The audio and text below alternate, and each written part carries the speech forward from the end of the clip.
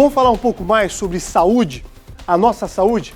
Ampliar mesmo o debate precoce, do tratamento do novo coronavírus, assunto amplamente discutido ontem aqui no nosso Balanço Geral. Hoje comigo, olha só, o doutor Daniel Hortelado, presidente do Conselho Regional de Medicina, e também o doutor Fernando Aranha, diretor técnico e coordenador da UTI do Hospital SOS Cardio aqui da capital. Doutores, muito obrigado pela companhia hoje. O assunto é muito pertinente e necessário, esse tratamento precoce que é tão discutido e, pelo visto, fundamental no combate à Covid-19. Começando com o senhor primeiro, doutor. O Conselho Regional de Medicina se posicionou, os médicos unidos também nessa causa, né? Boa tarde, obrigado por estar conosco. Bom dia, Polito, bom dia, Fernando, bom dia a todos. Na verdade, o Conselho realmente se posicionou, apesar de não ter uma decisão unânime contra essa questão do tratamento precoce. Na verdade, a posição do Conselho foi a favor da autonomia do médico. O que quer dizer isso? Quer dizer que o médico, se ele achar que os trabalhos científicos têm confiança necessária para aplicar o tratamento precoce em seus pacientes, ele pode fazer, o médico pode utilizar essa forma de tratamento, mas da mesma forma, se o médico achar que os tratamentos científicos existentes não são suficientemente fortes, confiáveis, para utilizar o tratamento precoce, da mesma forma ele pode não utilizar. Então, na verdade, a grande preocupação do Conselho é preservar essa autonomia do médico, da segurança jurídica para o médico poder fazer tanto o tratamento precoce quanto não. E fica muito claro para a gente, que o assunto, a raiz do debate, é a liberdade individual e até mesmo de atuação do médico, que é ele que tem que decidir. Vai usar? Não vai decidir? Não é o governo que tem que impor à sociedade o que quer ou o que não quer. Cada paciente, cada médico, num consenso com base em tudo que vocês estudam todo santo dia, que tem que se tomar uma decisão, hein, doutor Fernando? Olá, tudo bem? Boa tarde, meus caros, boa tarde, Daniel. Exato, é uma questão que deveria ser simples, né? Deveria ser uma questão a ser tratada entre o interesse do paciente, que é óbvio, né, o maior interessado e é o alvo de toda a atenção da saúde, né?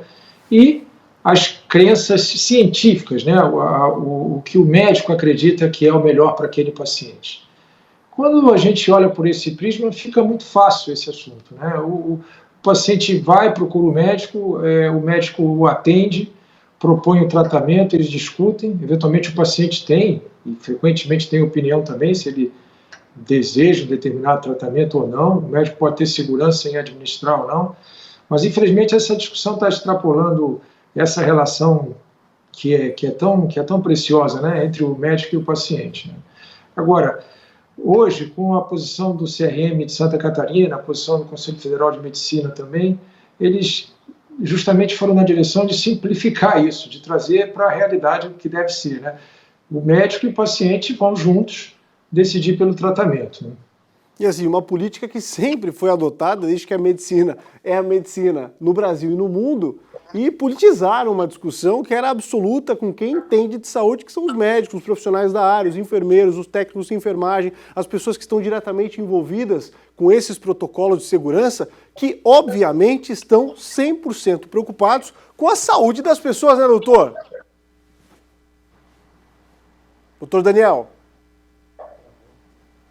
Acho que travou a imagem do doutor Daniel, mas o doutor Fernando está com a gente. Pode responder, né, doutor? Era uma coisa exatamente o que o senhor disse, simples, que sempre foi tratada dessa forma, com absoluta segurança, que de repente saiu para um rumo desconhecido, não sei. Isso é uma coisa realmente inédita, né? Eu estava comentando isso outro dia, é uma situação completamente singular, né, essa discussão. Se a gente for procurar paralelos até recentes, a gente vai ver que nunca houve isso, né? Tem essa situação agora é particular. Por exemplo, em 2009, a gente teve a pandemia do H1N1, né? Que é uma virose também, e não houve nada disso. Claro que aqui no Brasil a coisa foi muito menos intensa do que se esperava, felizmente, mas ela comprometeu muitos países e tal, de forma até importante. E aqui no Brasil ninguém discutiu, né? Os tratamentos eram propostos com algum embasamento, ainda que não ideal, porque também foi uma coisa um pouco súbita como essa, e eram propostas, eram feitas, se pesava o que se tinha de dado para se pesar o risco contra o benefício, para ver se era cabível à luz das evidências da hora, da época, né? Porque o médico tem que decidir com evidências que ele tem naquele momento, ele não pode decidir com evidências futuras, né? Ele tem que decidir com o que ele tem de informação naquele momento, pensando sempre no melhor para o paciente.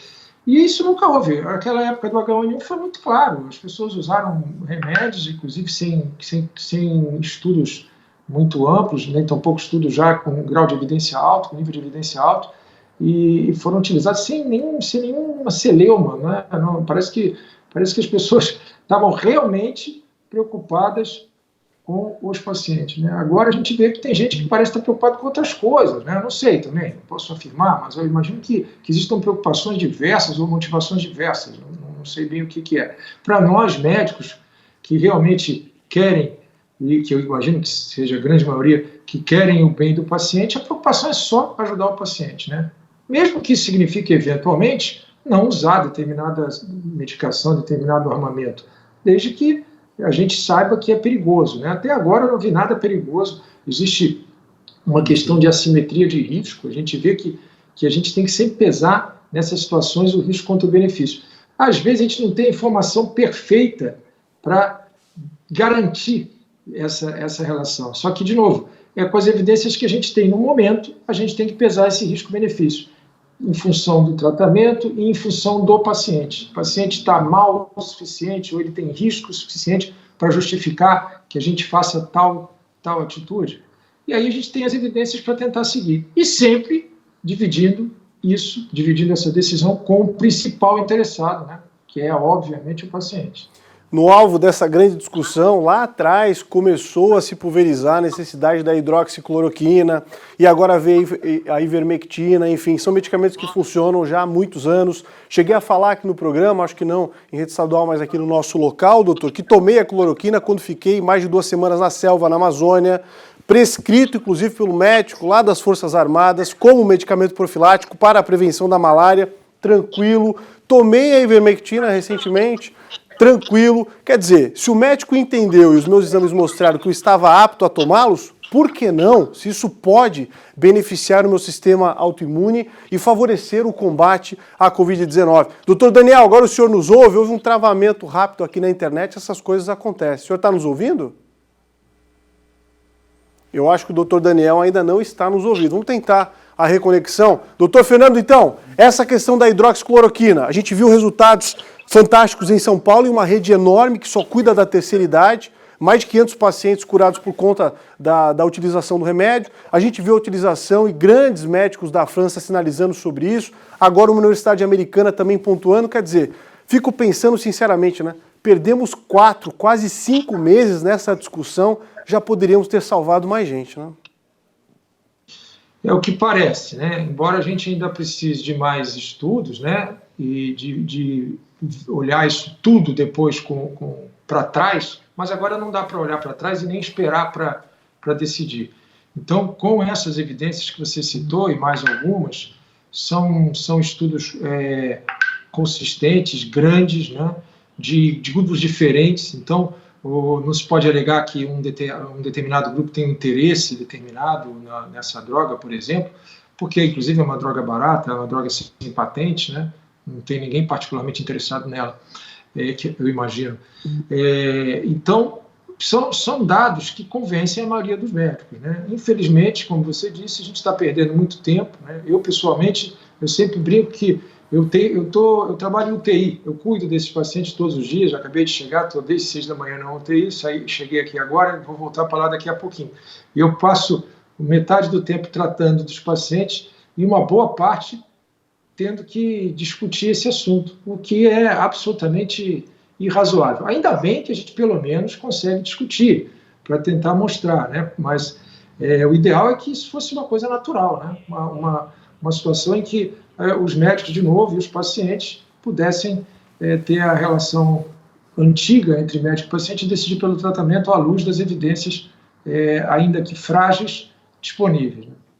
Deixa eu agradecer o doutor Fernando Aranha, diretor, presidente, né, da SOS Cardio aqui na capital, o doutor Daniel, que é presidente do Conselho Regional de Medicina. Infelizmente, né, houve uma interrupção no sinal, mas a gente vai voltar numa próxima oportunidade para falar com o doutor Fernando, que comanda a UTI da SOS Cardio, e vai voltar a falar também com o doutor Daniel, que está à frente do Conselho Regional de Medicina. Doutor, obrigado, bom trabalho para o senhor aí, viu? Valeu por estar conosco. Um grande abraço, obrigado, boa tarde. Tudo de bom. Boa tarde, obrigado.